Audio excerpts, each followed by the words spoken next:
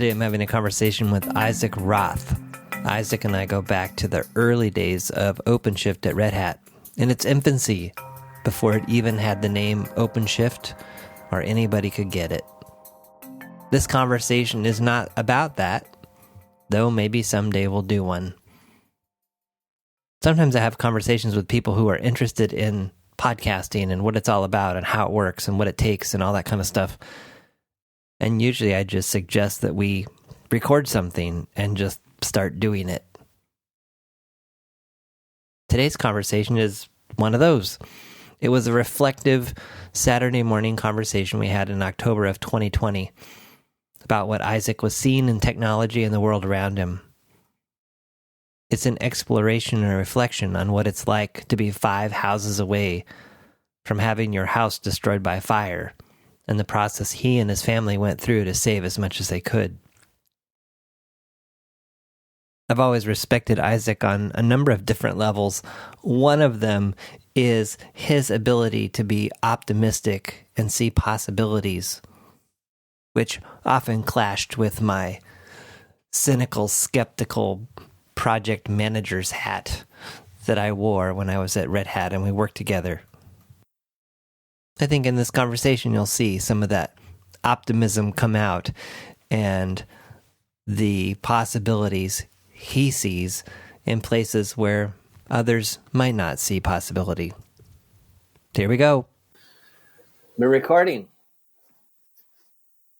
Is this thing on? Yeah. Where have you been? I've been evacuated because my home was under threat of the wildfires. So are you back home? Yep. We did not burn. We were lucky, and some great firefighting by the local fire department, which is all volunteers, managed to save us. The fire was held 5 houses away. Whoa! We had a bit of cleanup to do after that, but we're just grateful. 5 houses away? Yeah, it's really sad and surreal. Yes. And it has had me thinking about something that I thought would be fun to talk about, which is that the world is decomposing. I mean this in a very literal way. The forests are decomposing through a natural process, which happens periodically. Fire. Other things are decomposing as well. Nation states are segmenting. Social groups are decomposing into smaller and smaller crews. Everyone now only exists in a pod. So we see sort of small pods of people. There are micro factions of beliefs and social structures. And of course, we work in technology.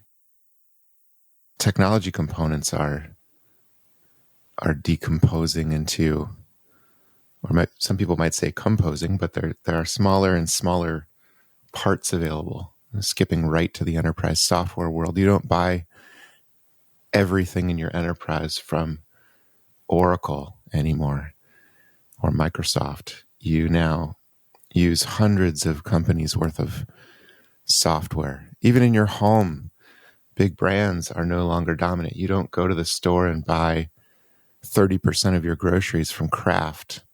People seek out small, independent labels, brands that they can relate to. There's a proliferation of micro products. You don't go to the mall anymore and get everything done. You go to many small stores, many of them online, people's Etsy shops. You don't only get your entertainment from HBO. You surf across YouTube channels. You might back a few artists on Patreon who are delivering you and only maybe a few hundred other people special content. There are many things that are following this pattern, and it's something of a natural ecology. It's, in my mind, I think it's enabled by the internet. So we're all connected in a way that we didn't used to be, and this allows us to be individual. And this has been, predicted many times. The era of micro entertainment has been predicted, but I think it's affecting everything, and the coronavirus is making it more apparent as we exist in pods how things are more rapidly decomposing into little pieces that we can recompose individually for our own uses, creating micro worlds of more richness than was ever possible before through the accessibility of information, products, technology. You can now assemble things in many ways. If you're a maker, if you're an artist, if you're an information consumer, you can have access to all kinds of stuff you couldn't get at before because you couldn't find it. And now you can find it, and someone will play it to you, display it for you, ship it to you. And everybody thinks about this as something that is negative. Oh my goodness, the world is decomposing. California is on fire. Nation states are crumbling. Our social fabric is decomposing. We all hate each other. People are on opposite sides of issues. But the thing is that it's not decomposing into major factions. There isn't an one side and the other. There isn't A and B. There isn't California and the rest of the United States. There's many, many little pieces, and maybe that's a good thing. It might be helpful for us to be allied around certain large topics. We need to work together, for example, to curb carbon emissions. It makes sense to work together to have a transportation system where we pool resources to allow people to move, something like the highway system. It makes sense to pool together and write laws that affect all of us because they're relevant to everybody, and pool our resources. But it also makes sense to do things more individually.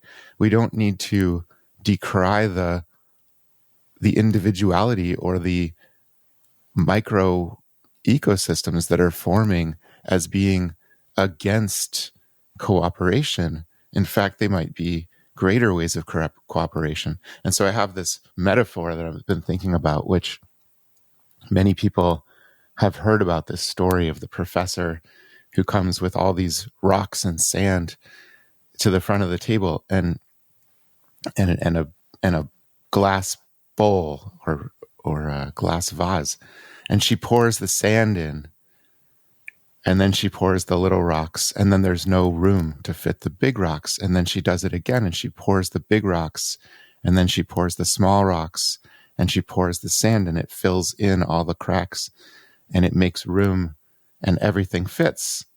It just depends what order you put it in. And I'm thinking about that image of maybe this decomposition that is happening is a way for us to fit and make room for everything and everybody. We have more capacity, more space than we think we have. The predominant narrative that people are worried about and that's making everyone anxious is one of scarcity. Our social justice is threatened by a feeling of scarcity. We are erecting walls around nations because we're worried there aren't enough resources. We are being very protective. We're worried we are not allowing people in to our hearts, to our minds, to our physical spaces because we don't feel that there's enough space for them. We don't feel that we can share, even though we might be generous in our hearts, because there isn't enough for us, for our children.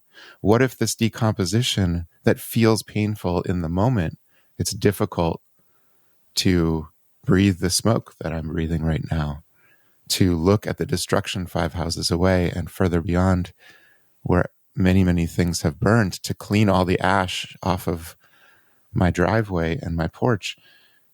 This is really heart-wrenching, but maybe this is a reordering of things that's making space, that's creating new possibility, that's going to unravel this feeling of scarcity, which we don't need to have because there is room.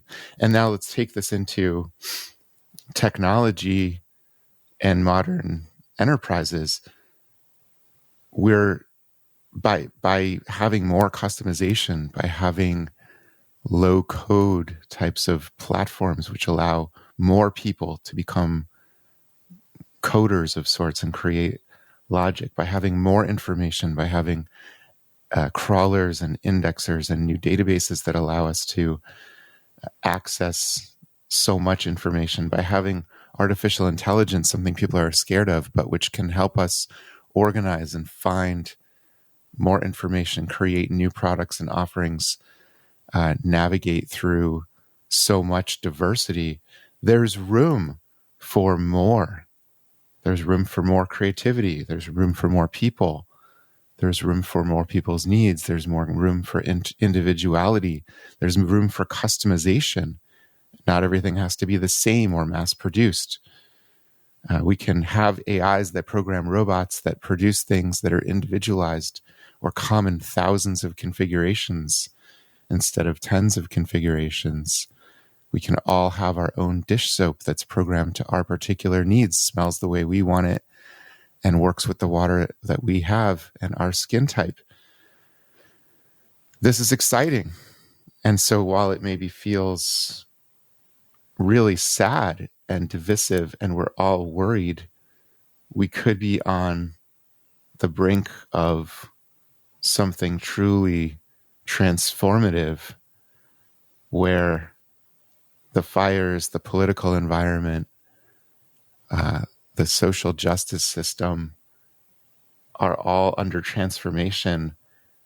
And at the other side, this may not land in total destruction and scarcity and suffering.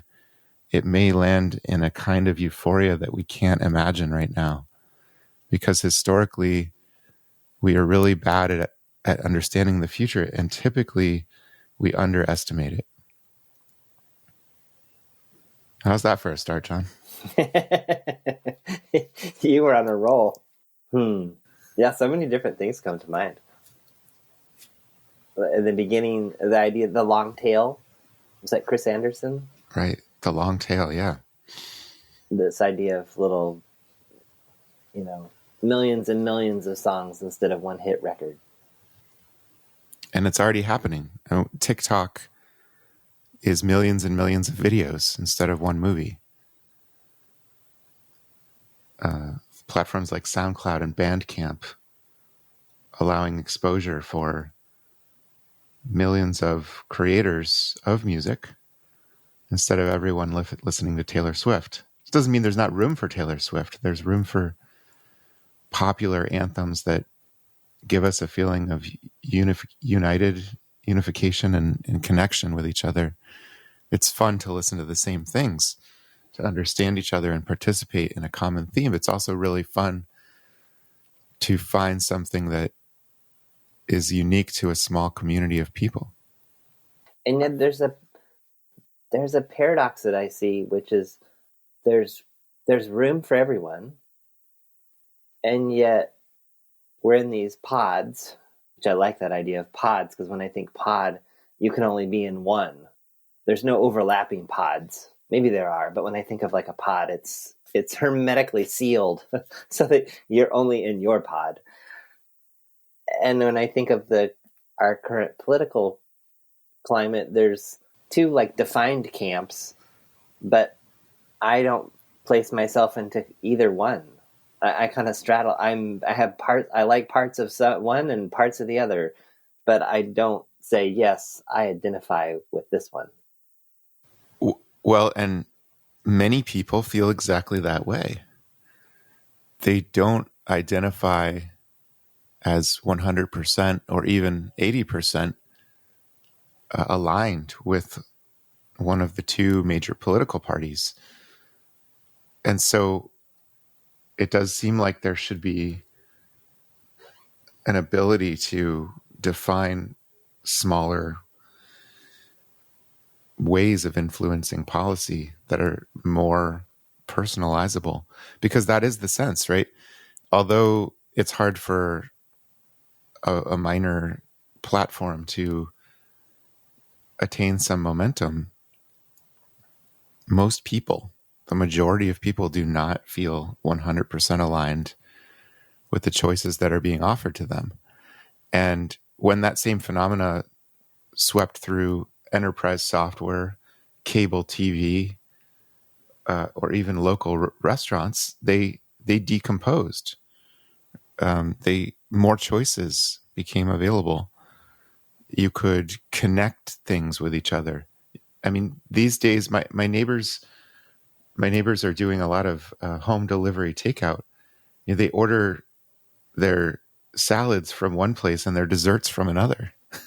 You can do that now, you know.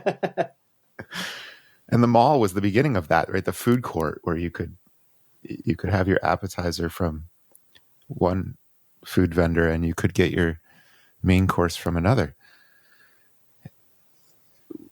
That can maybe happen with infrastructure, with policy, and we all have to agree on the same policy, but do we have to do it in such large chunks of the population, of the geography? Can there be the ability to craft particular packages that work for different populations and still have cooperation? So I like your optimistic view of the future. Are there historical, like, can you think of historical events that demonstrate that this is possible? Well, I'm not much of a historian, but we could get one on here. And we could ask them about this. I see where you're going. In other words, the death. Well, I almost decomposition. I almost think death and rebirth. And I remember when I was younger, I grew up in Southern California, and we would go to the Sierras in the summer. And I remember we would go to the little ranger programs, and they would talk about fire being a good thing. And I don't know what the current philosophy approaches, but they would do these controlled burns where they would intentionally burn certain parts of the forest because the fire would clean stuff out. But I think for certain trees, it would actually open the pine cones or whatever that would let the seeds out so that they could then grow and become reforested. That's right. Here in the Santa Cruz Mountains, we have a number of species which require the fire to germinate seed. One of the most beautiful to me is the madrone trees. And up the road here, there's complete destruction. And already there's been no rain, right? It's incredibly hot. And already there is greenery, tons of it springing from the ground. So that metaphor, I think, really holds. It is super painful and difficult to experience the burn, and it's happening in many places. You could think about defund the police as a movement to do a controlled burn. I think the idea is not that we won't have police afterward, but rather, I mean, I did debate this with someone who is a part of that movement. The concept there is not that we won't have police. The concept is that we need to change how they work, and that a sort of controlled burn type of approach might be what is needed, because an incremental kind of let's go through the forest and rake and chop and use chainsaws on the dead wood and everything is not working quickly enough, is their perspective. So yes, I mean, if we don't tend to these things and steward them and trim away and rake and cut to make room for new things, then it seems there will just be the burn that comes through. It's much more painful, but it makes space. And so while we're all fixated so much on how terrible this feels, and in particular this feeling of scarcity, when I've been chatting with friends about, the thing that got me here is many friends are worried, what's going to happen? Is there going to be a civil war? Is there going to be a radical change in policy? Is there going to be an environmental meltdown, which makes things, rearranges our cities and makes things worse for our children? It feels like scarcity. Hey, what I have is going to be taken away from me. And that may be true. What we have may be taken away from us. But often when things are taken away from us, it makes space. And everybody, at the same time, people are worried about that. Every single person who has cleaned their house or given away or thrown away old things has found relief. No person I've ever talked to said, wow, I went through this huge project and I purged all kinds of old stuff. I feel terrible.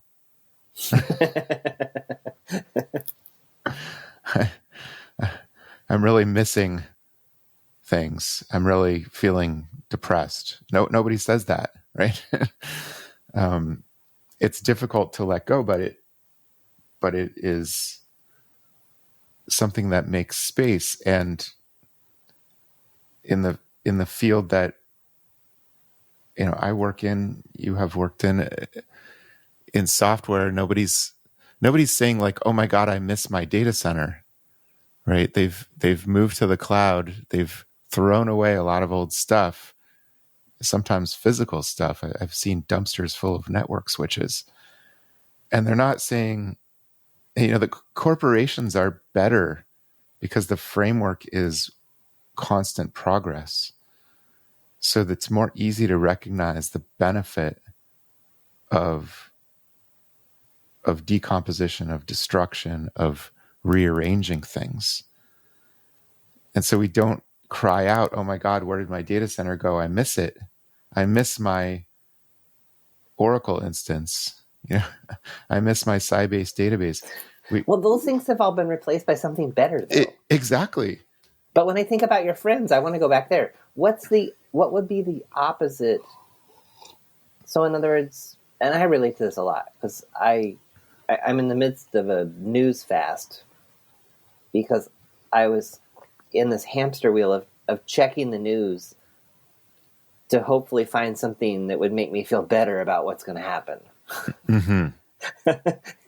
And realizing that I need to find that inside of myself, not like I need to find that inside, not outside.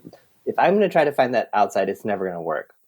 But for your friends, what would be the opposite of this focus of scarcity, and how might we help them? A possibility. And I think which is that what you're at? Okay, yeah, that's what you're advocating. The news fast is a perfect example. Rather than trying to consume in order to find peace and encouragement and maybe a dopamine hit, once you stop consuming, eventually the free space that you have will likely be filled in with creation. Oh, you are so you are so right. Last night I was sitting in my chair with my computer. I was like, well, I can't read the news, and I also added to that list the social media sites. I thought, what am I going to do? And I just sat, and I don't remember what I ended up doing, but it was weird. It was like, oh, I have a block of space because I'm not doing this other thing. That's nice. Did you have any thoughts? I'm trying to remember. I don't know that I did. I think the thought that I had was, there's a big mess in the kitchen. I should just go clean that up. Yeah. And if I go clean it up, I could listen to a interesting podcast or something, or not. But yeah, it was kind of moving on with things instead of going deeper into the swamp.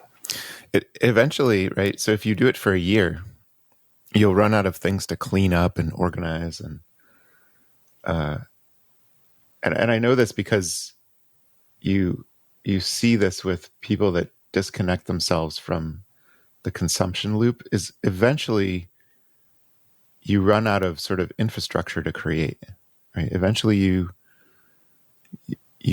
clean up, you build your home, you organize things, and then at some point you start to create stuff. You say, well, let me plant a garden. Let me tend to fish. Let me do some writing. Let me play this instrument. And that is creating new possibilities. Even the idea of sitting with your thoughts is, once you sort of grind through all the ones that have been stored up, hey, I've been meaning to think about that, or this memory is coming back to me. At some point, you start to synthesize new ideas just from the natural moment of sitting with a clear mind. Now, they may not be actionable ideas. They may not be worthwhile ideas for any particular purpose. But I think when we make space, we inevitably create. Yeah, I really like that. And I'm also thinking of sitting there. There's also just sitting in the discomfort of the space too, and not reaching for something else. Mm-hmm. That's a necessary thing to go through, of course, and that's actually a very difficult process to untrain. And I'm not speaking as a wise person here, because I'm like anyone else. I like to reach for something and consume it. But I did spend time training a bit and living with some monks and focusing on having very little stimulus and connecting more to sort of nature and natural processes. And that's what led to that observation, actually. And it's really just born of looking at the forest. Anytime there's space, something will arise to fill that space. Now, when I think of startups and that whole world that you live in, I don't think of any space at all. I think of go, 24/7. We've got to get more funding. We got to go public. How's this going to work? Go. Right. And if you looked at the forest floor right now, it would look the same. Right. It just depends on your view. If you zoom up to being a person walking in the forest, you think, wow, it's desolate here. There's a few sprouts that look pretty promising. If you get down into the fungal layer beneath the leaves and into the seeds that are down there in the roots, it's go. It looks like you're inside of Y Combinator. And I think that's kind of the same in the startup ecosystem. If you're a business trying to solve a problem, I'm involved in this transportation business, right? We have so many problems and interesting inefficiencies, and we look around and like nobody yes, there's some platform that it could maybe solve our problem, but this platform also comes with tons of other things we have to do, and we have to change so many things and adjust our workflows, and it feels really hard to integrate. And so when we look from that perspective, I think when you look from the industry's perspective at the technology offerings, you see some sprouts. You see, oh yeah, okay, there's some things sprouting up, the cloud, artificial intelligence, cameras and computer vision, stuff that I can take advantage of. Maybe let me give this a try. But it doesn't look like an incredible flourishing of possibility. That's just because that's the perspective you have. If you go inside of a startup incubator, it looks like you just said, go, go, go, go, go. You get more funding, get new ideas. There's so much possibility. Wow, which of these things? And the same is true. Maybe one that's a little easier to relate to is the medicine and pharmaceutical and therapies industry. Right? Here we all are, and there's a pandemic virus, and we can read about certain sprouts. There's some possibilities in treatment, therapies, and vaccines that could lead to a better life. But they don't seem that applicable just yet. And maybe you get access to a little bit of something. You can get a PCR test. You might be able to go get a lateral flow test if you're lucky. What are those?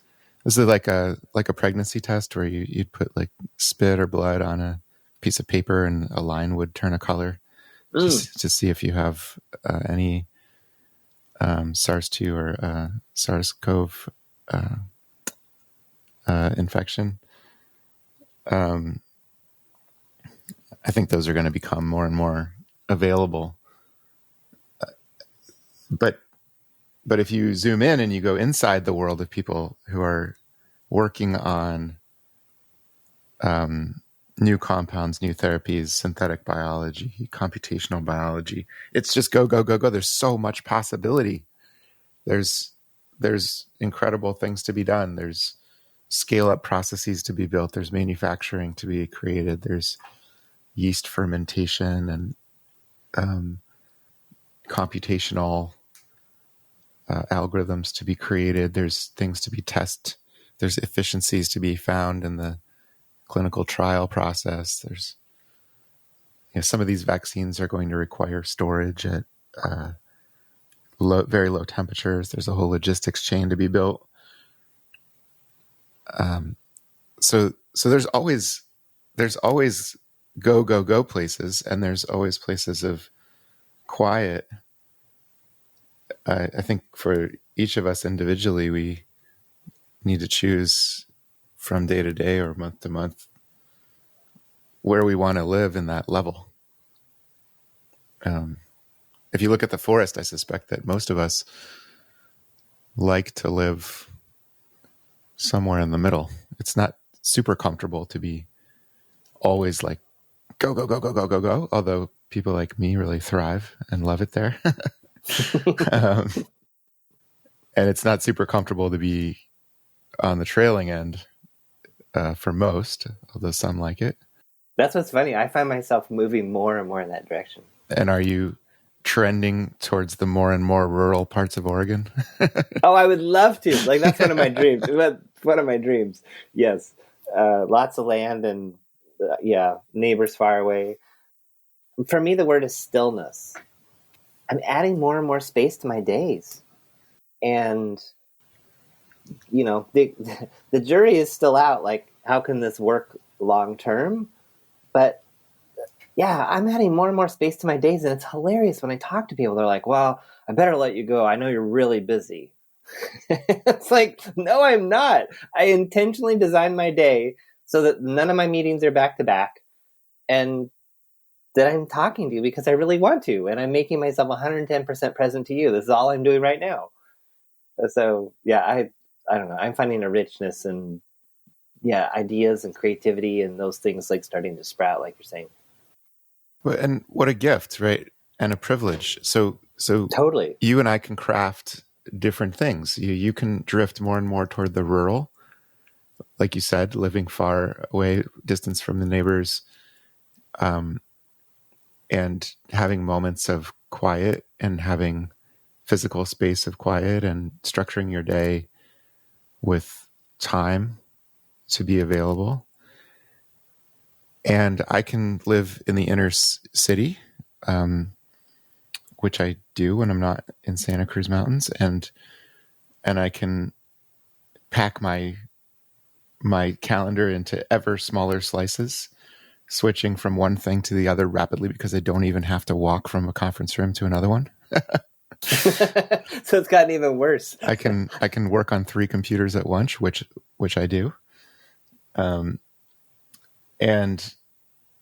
consume and process a ton of information, and we can live these different styles or participate in these different styles of work and life, and yet we can connect as we are right now and pollinate each other's ideas.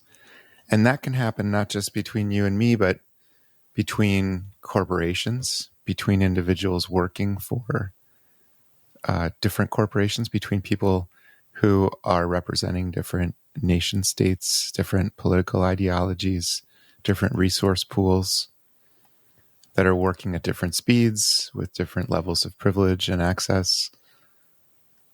And we could do it on audio, we can do it on video, we can do it just by sharing ideas. We can make TikTok videos and share them with each other. I enjoy looking at TikTok, not because of my love of meme dances or anything, but because it gives me a moment to connect with people who are living a life that's so different than mine, and to try to understand and have a view into what their moment is like. It's such a rich medium for that.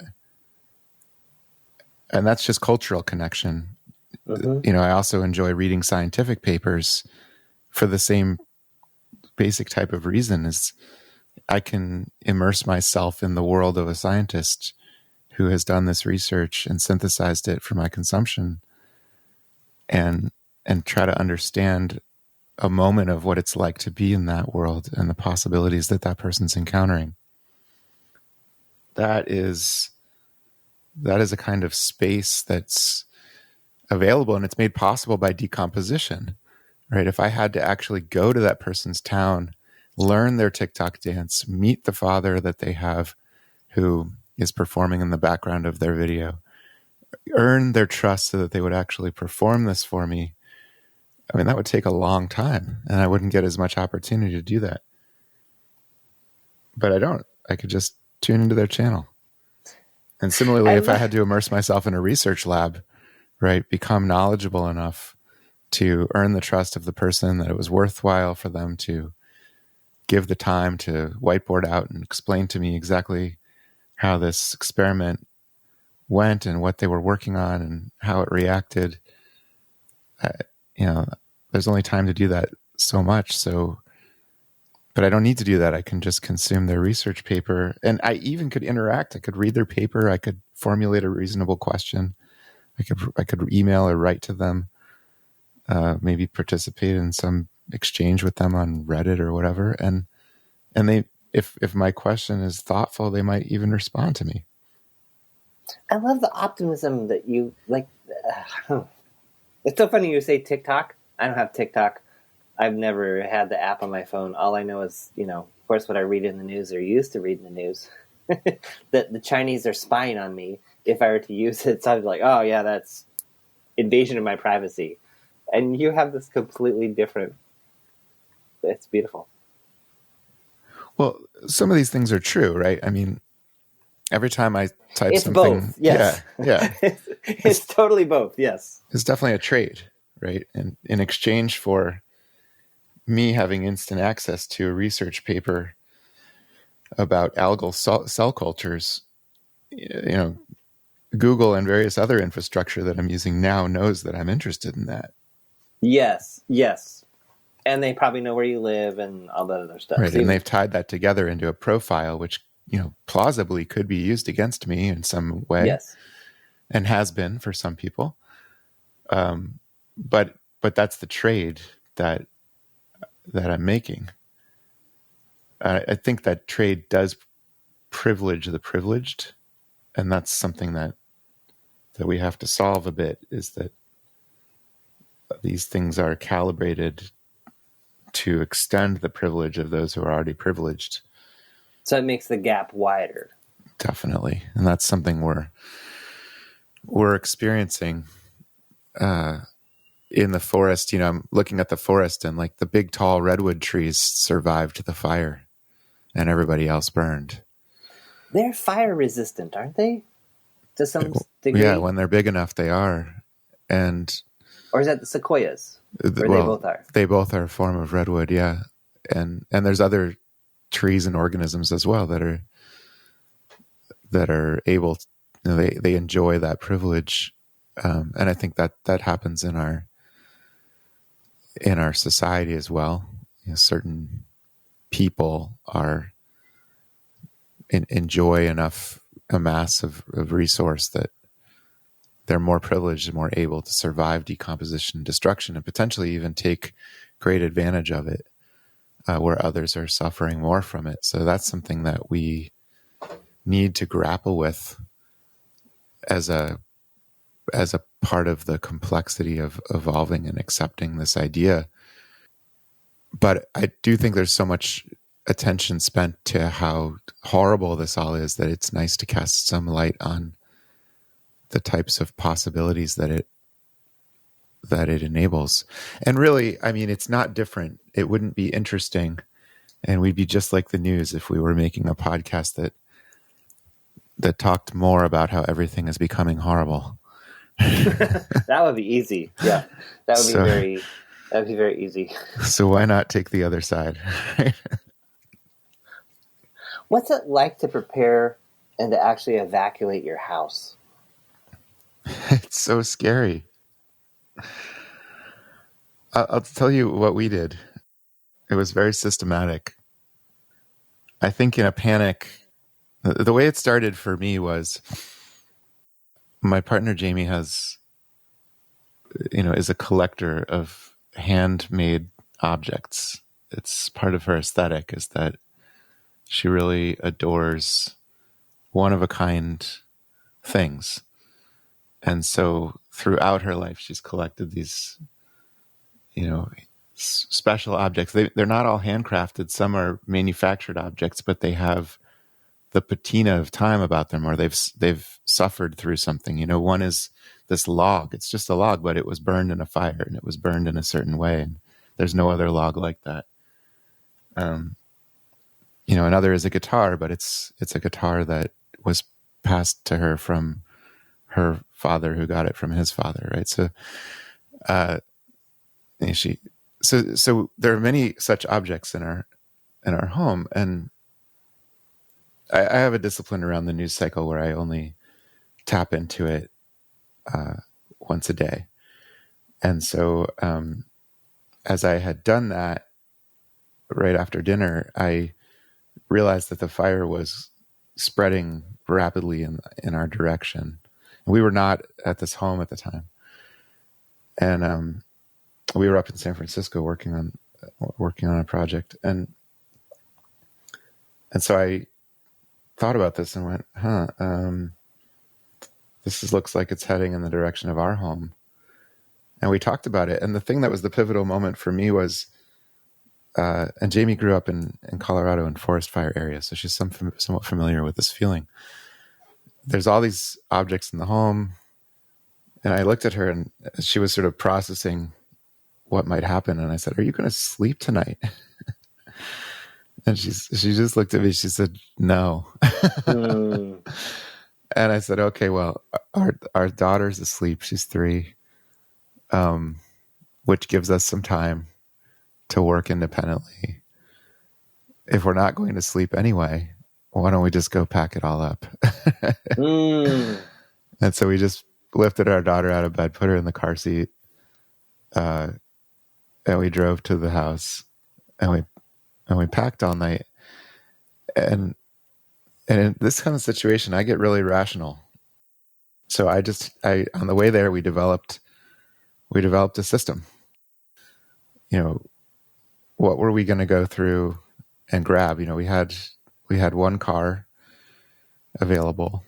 What could we take with us? And so the obvious thing was, so we kind of just established levels, right? Like, first you want to grab the most difficult to replace things, or of the things that are irreplaceable, you want the ones that feel the most essential, and some selection for size. Like, there was this irreplaceable grandma's rocking chair, but taking that is a big trade-off for many smaller objects because we have one vehicle and we only have so much time because our daughter will wake up at some point and we're exhausted and it's been a long day. So we get to the property, it's 1:30 in the morning, and it's incredibly hot. There was a heat wave and a fire nearby. It was just really, really hot. So we're sweating, we're exhausted, but I just did circles through the house. Like, okay, first let me look for anything like just completely irreplaceable that's small. Files, photographs, birth certificate, whatever.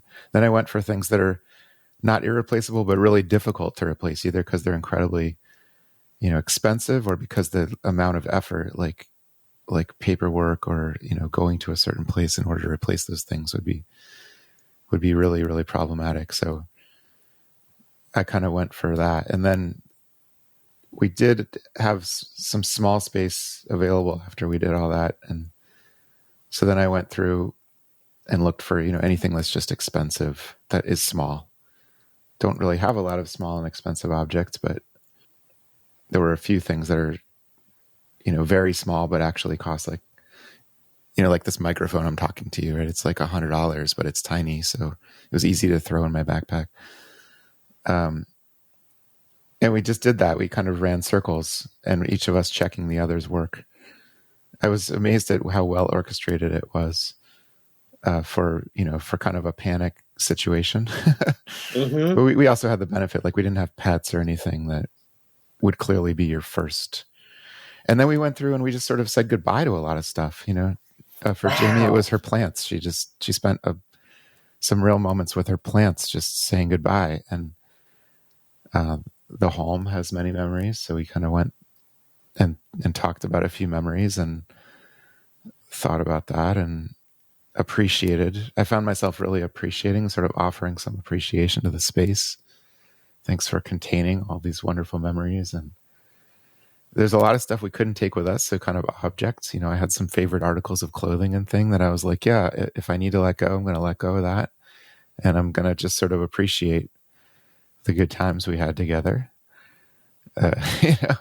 It's really hard. It was kind of bizarre, and you can't take stuff, so you just, like, I'm looking through the whole kitchen, going like, yeah, what am I going to do? Pack up the kitchen? No. So, okay, I really loved those plates, and that's the spice rack my mom gave me, and I have a memory, of cleaning out that microwave oven because this thing exploded all over it, but it was super fun because I was having fun with my friends when we accidentally exploded a pie in the oven. There's just like memories that poured in, and then it was about 4:30 in the morning, and we were sweaty and hot and tired, and I thought, okay, it's kind of dangerous to drive right now. Should we sleep a little? So we went outside to look at the stars and just have a moment of thinking after all this moment of panic. And this is like a real effort, right? We're sort of pushing and careful. It's like you're having to process emotion and thought at the same time, but be quick about it, right? Be efficient.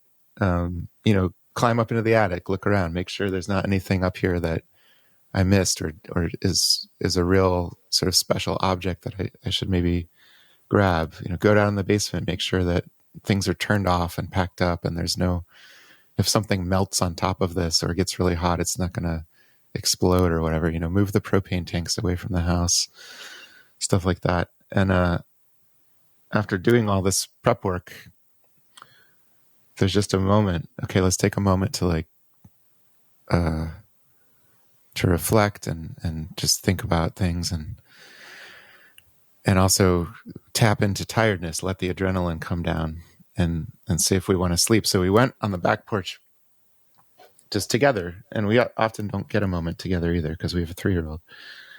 And so we had this moment, and it was somewhat peaceful. We didn't see the stars because it's very smoky, and yeah, it was kind of hard to breathe, and it was kind of hot. It was kind of hot, and then we looked to the north, and we could see the fire. Whoa.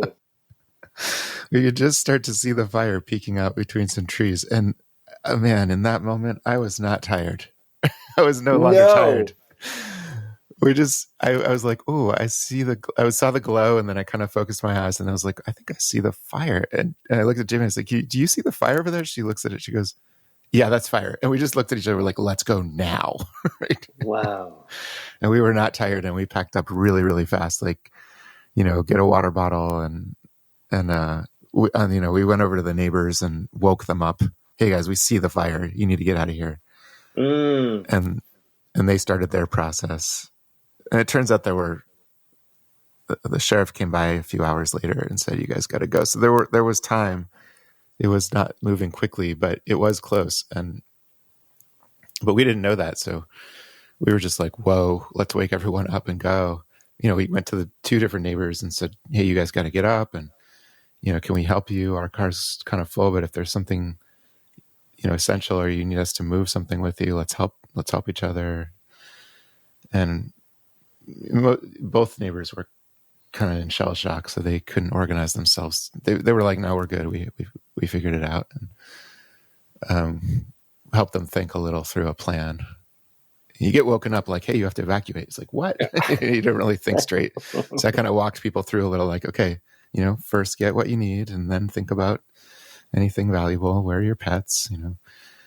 And then we just left. And I guess I could say that's what it feels like later we have a community sort of online bulletin board that everybody's part of around in this community. And this feeling that Jamie started having, and then I started having, which is bizarre that we had hours later, was sort of a fixation on random things.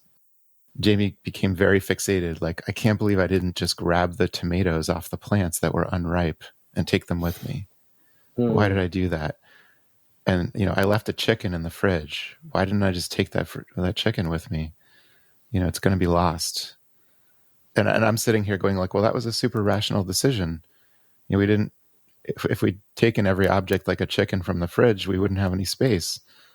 We had to make certain trade-offs, but she was just kind of fixated. Like, why did I leave that chicken there?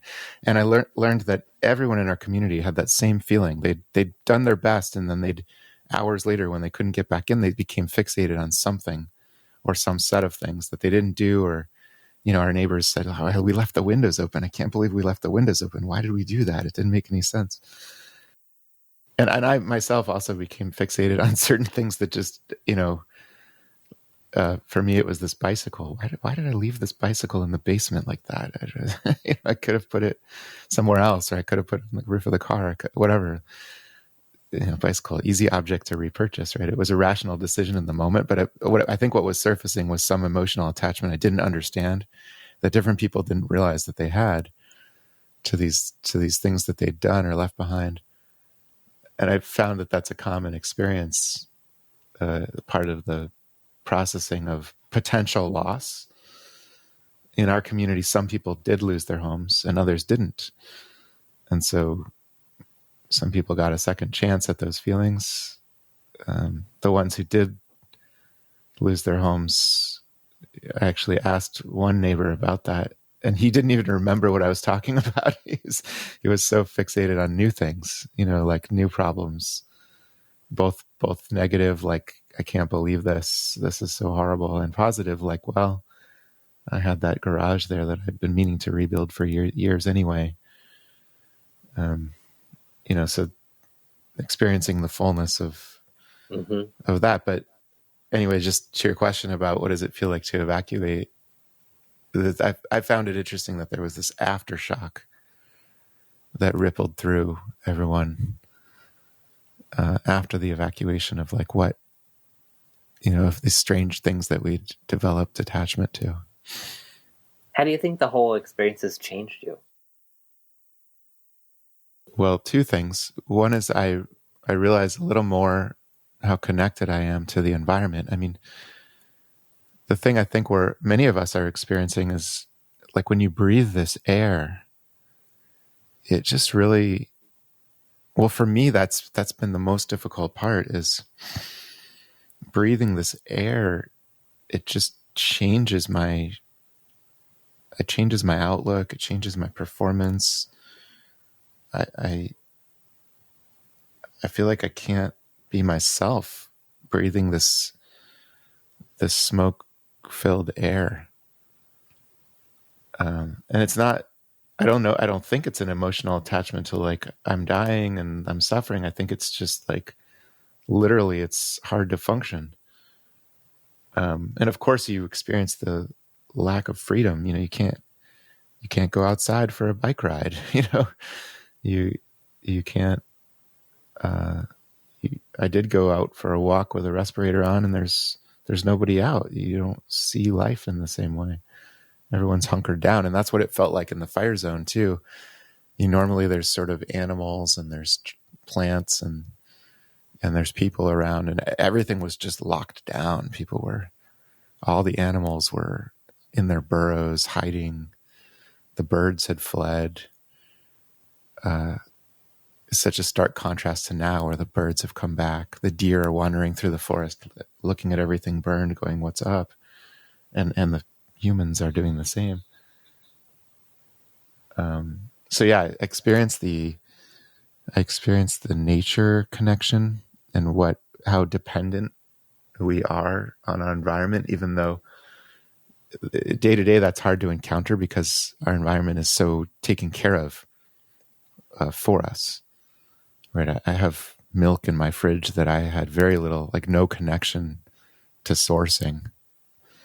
And someday that milk might be engineered in a factory even more than it is now, with very little connection to, plains of grass and roaming animals. So it's hard to be connected to that when it's the API that I have to it is so abstracted, right? So this fire is kind of like this breaking down of that API, and you go, oh yeah, that's right. When I can't just call this thing and have it process a function for me, I have to like build my own server and then install an operating system and then install a container management system and build my way all the way up to where I can get an API that does the thing I want. That decomposition and awareness of the underlying layers is painful. It's very inefficient. Hey, these efficient programs and processes I was relying on don't work anymore. But they do offer an opportunity for reflection. Well, maybe that's not the way that should have been done. Maybe I can think of a better way to do that, a rearrangement of the stack, as it were. So I think those are the two things that I'm experiencing. In the urban environment, you have the smoke and you sort of feel this rearrangement and connection to the underlying layers of the stack. In the more rural environment, in the mountains where the forest is regrowing, I see literally possibility, right? There are madrone trees that are growing up, sprouts that were being starved for light and air and space before, that have now germinated and can take advantage of the fact that all the tree canopy burned off. There's space now that things have been cleared out, and animals, plants, and humans are all looking at everything going, well, since I'm going to rebuild here or reestablish, like, is this the best way to do it? Or should I redo this? Am I still going to live in this space? Or now that my kids have moved elsewhere, am I going to move too? Is this the correct site for my home on my property? Or now that I have to rebuild one, should I move it to a better site? There's logical stuff too, like, is my fire management plan correct and all that? But I think there's more fundamental questions like, do I want to be here? Is this the right place? Should I orient this differently?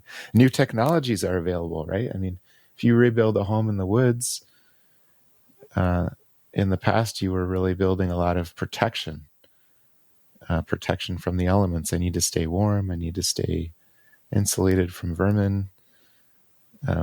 So you'd build something with not a lot of glass and a lot of kind of thick walls. Well, now glass technology is better, insulation technology is better, roofing technology, all the technologies are better. So you can reimagine, hey, maybe I want to be more connected to the environment around me. And I can do that.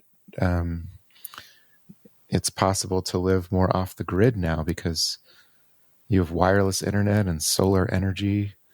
Maybe I don't have to put the house right by the road where can access the utilities more easily. I can put it in a place that's more connected to nature. I don't have to be as wed to the patterns that were built before. And that's kind of coming back to this online community thing. I mean, we're all in our pods, mostly in our homes, or at least in our homes more than we were before, finding ways to connect to people, finding ways to collaborate. Maybe that means we can work differently. Maybe that means we can share ideas differently. Maybe to organize for our ideas, we don't need to march in the streets. We can write material, record material, and display it online to people who can affect that policy. That means that we can collaborate when we're not geographically together. So people with similar interests and ideas for how the future should work, who are affected by policy but don't live in the same community, can organize together to create solutions or advocate for themselves. And we can do it using different memes. The march is one meme. Songs are another meme, but maybe we can create TikTok videos, other short form video. There's a movie/social movement going on right now on the internet, which is a sort of episodic unfolding of a story that's taking place through an interconnected web of Instagram channels. It's a new form of storytelling. What's your new form of storytelling, John? Telling myself better stories. Hey. Or not telling them at all. No. Tell me about that one. Not telling myself the same stories? Well, okay, great example. So I had a situation, I'll call it in air quotes, with my wife last night. And, later at night is not the best time to have your clearest thinking. And so it's the next day. And I'm realizing that half, 3/4, maybe almost, I wouldn't want to admit to all of it, of course. But a lot of my annoyance and the conflict we had was the story that I was telling about what she was doing or what she was up to. All of which was made up. Like, I didn't have any data. I was just assuming and, threading things together based on what I thought was probably happening. And I created so much suffering for myself. It was totally unnecessary.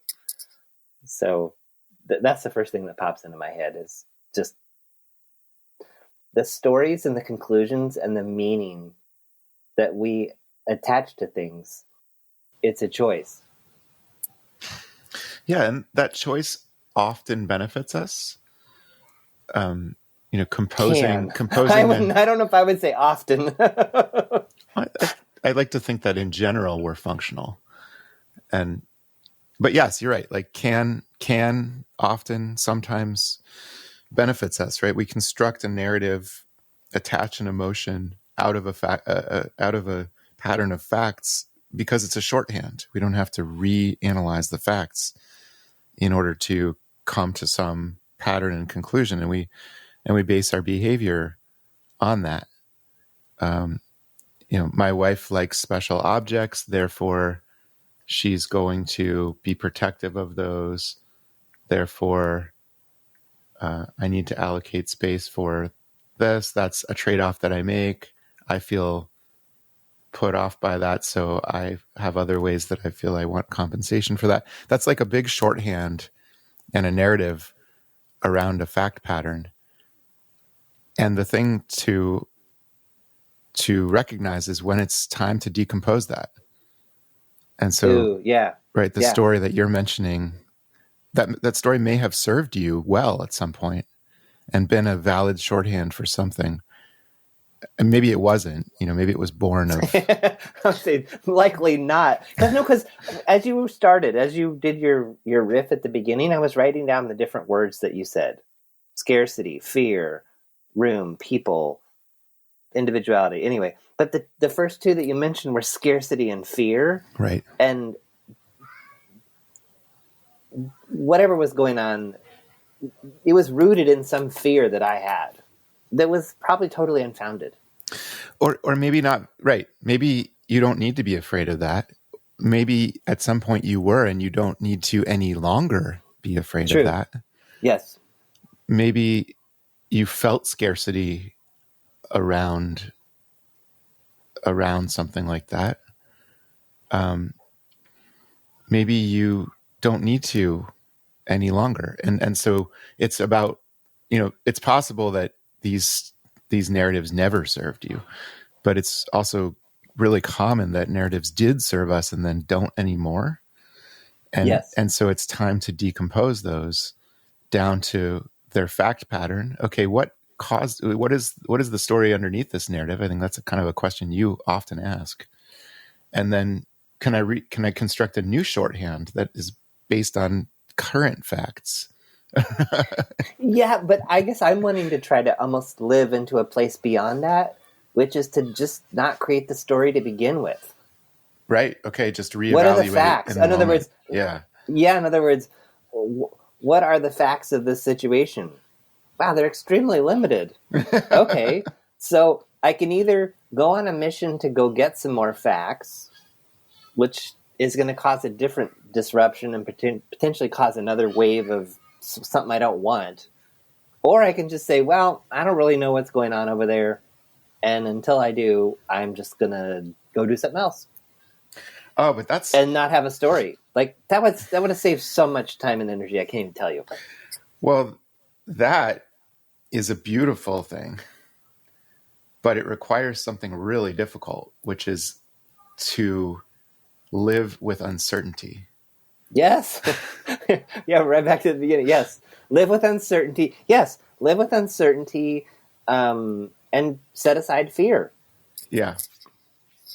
Set aside fear like it's this easy thing to do. It's not. But in my more conscious... And I think that's where the stillness and the space and all of those things helps me to operate more often at this level. It's definitely a work in progress. Yeah, I hear you. And that is actually an often cited benefit of a meditation or prayer practice, is because it's a practice of making space and not reacting. Right. Just returning. Right. And that helps with the moments of uncertainty and realizing that we can be more okay than we realize in moments of uncertainty. It reminds me, like, sort of the startup world it has a lot of that. And I found myself, and I think you have pointed out a number of these times in our journey together with OpenShift, where there was uncertainty and people were really kind of concerned about it and making them feel nervous. And we were trying to construct all kinds of things to fill in the space of uncertainty. And I found myself often in those moments celebrating that uncertainty. Hey, we don't know what's going to happen. And actually that's wonderful, because and I think that's a unique gift. Well, it's just something to yes, I think you need a person on every team who, You can't only have that person because you'll never do anything. No. Right? but it's helpful to have a person or two or three with that, who can remember to bring up that moment like you're describing. And sometimes it was you, by the way, to do the meditative practice and reflect like, hey, we don't have to fill this space. We can leave this open because a possibility might arise here that's exciting. In fact, often we're deliberately trying to create space to make room for an insight that may come from a customer or something that helps us know where there's real value. Yeah, and I would say that's one of the more evolved parts of me since we work together is, I think, much earlier it was, we have to manage for uncertainty and be prepared for uncertainty. And I read something recently, and I'm trying to move more into this space now of, there's actually so many good things that happen in uncertainty that we don't even know yet. That, in other words, we don't even understand the processes. We don't understand how amazing it's going to be, or it could be. Mm-hmm. And my orientation was always, well, if you don't know, it's going to be bad. Not knowing whatever's around the corner is probably bad, so you better be prepared. Mm-hmm. Versus whatever's around the corner is going to be awesome. Or something else. At the least, we get to experience the joy of discovering what is around the corner. Right. Which I think is really special. Yeah, and that would be living in the moment. That would be, that it's not the, we're getting all zen here. I love it. It's not the destination, it's the journey. Well, I mean, I can relate this to the startup, right? Because what we're trying to do in a startup is, with a thesis in mind. So the thesis allows for some focus. I think it may be on this journey idea, you set out in a direction and you say, well, we think our goal is to end up at Yosemite, but then you create many, in the ideal case, you create a huge number of opportunities for discovering the unknown along the way. And then you remain open to following the insights that you discover. I mean, this is the customer discovery process, the agile development process, the iterative business model process. All of these are created to enable that idea that you have a thesis that you begin with and that you continually refine, but you're really looking to remain open to insights arising that are unexpected. Ideally, you discover something like that and you have the resources to prosecute it in that moment. So kind of coming back to our metaphorical situation here, you are not afraid of what's around the bend. You have the moment of discovery. Hey, what's around the bend? It turns out that what's around the bend is a field of lettuce. And you happen to have brought with you a whole set of cucumbers and tomatoes and olive oil and can make a delicious salad out of that field of lettuce. And that is when you've really stumbled on something. That's a beautiful moment when you've showed up to serendipity and with preparedness that happens to match. That's the moment we're trying to engineer in the startup journey. I mean, not engineer, but we're trying to sort of cultivate that moment. And you miss it both by not preparing and not bringing and harvesting the right stuff along the way. You also miss it by not going around the bend. That could be a place to pick up next time, because as you're talking, I'm thinking, I'd be slowing the car down. We got to go really slow. There might be something bad on the corner. And you're probably more like, no, let's speed up and find out what it is. Well, hey, let's come back around, right? Like, this is a difficult time. We're worried about the sky is full of smoke, and we're worried about our health. We're worried about our future, our education, our nature, our country, our economy, our job. There's a lot to be worried about. In the face of worry, it makes sense to slow the car, slow the pace. That's kind of a natural reaction that you're describing. But not completely stop. But I'm also wondering if the future could be much more bright than we realize, and it's through this act of decomposition. Maybe we just need to accelerate through this, endure some short-term pain, and we might find that there's exciting possibility on the other side of that. Not that everyone, not that we won't suffer along the way, and some will suffer worse than others, which is what makes it so difficult. It's hard to experience a feeling of justice when, some trees are burning, some homes are burning, some people are getting unhealthy, some people are losing their jobs, and not others. That doesn't feel just. It's not just. But maybe the other side of that brings more possibility for those who've been affected the worst, or more possibility for everyone with a more long-term perspective. Maybe we should just get on with it and do it more quickly, or at least celebrate what we find as we go. That's probably the best idea. Yeah, I mean, well, kind of my concluding idea is also looking for the sliver, the 1% that's good. I'm not a fan of what's the gift in this? What's the gift that COVID has brought us? Well, maybe 99% of it is not a gift, but maybe there is a little 1% that's positive, or a glimmer of hope, or something we can take from it. Right. What are the possibilities that arise that we discovered? And are interesting. Which doesn't negate the bad stuff. No. I'm not trying to negate it. It's a both and. Yeah, we need to suffer while we appreciate the possibilities, and do process for our suffering, and adjust correctly.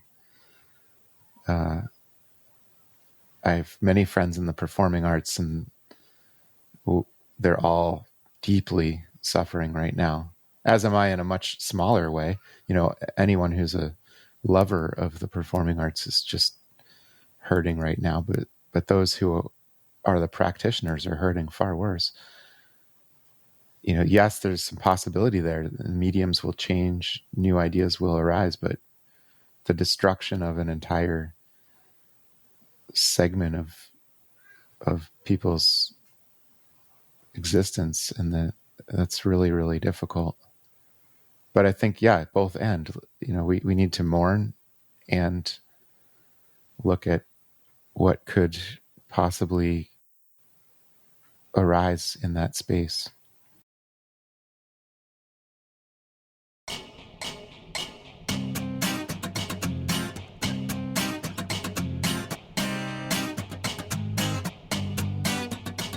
Thanks for listening to The John Polster Show.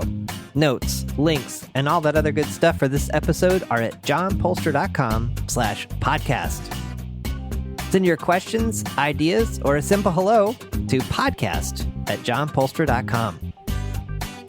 Want to stay up to date on new episodes and receive notifications of upcoming events?